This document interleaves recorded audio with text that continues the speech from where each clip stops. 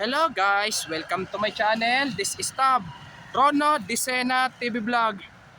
Andito naman po ako ngayon sa may Baclaran po, dito sa may Redentorist Station po, dito sa pag-update po, dito sa may Asiana po.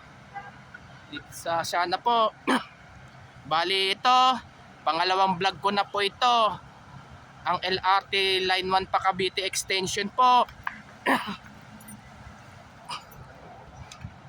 At wag niyo pong kalimutan mag-comment po kayo ng star po, at wag niyo rin pong kalimutan i-follow niyo na po ang aking Facebook page, TikTok page, Instagram page, at i-subscribe niyo rin po ang aking YouTube channel po.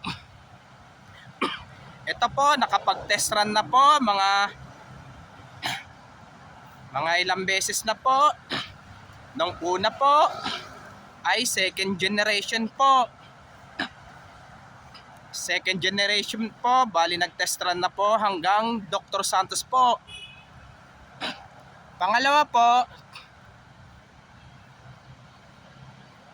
first generation at third generation po ay nag-test run na rin po.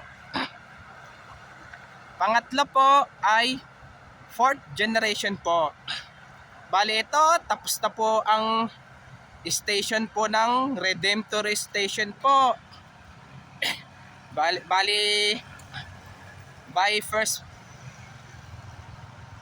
ng Vermans ay ma-open na po siya. Ma-open na po yun. Pero do sa may Asian Station po ay mga ilang buwan na lang po at matatapos na rin po yun. Pero hanggang Dr. Santos lang muna po siya.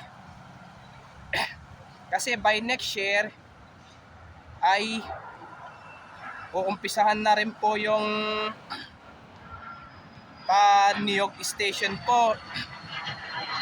Pero kailan po maumpisahan po yung Dasmariñas po? Kailan po maumpisahan po?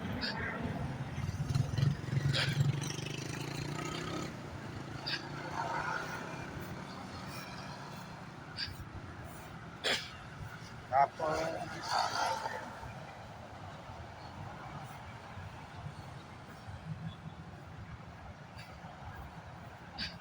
bali yung phase 2 ay by next year ay mauumpisahan na po ito.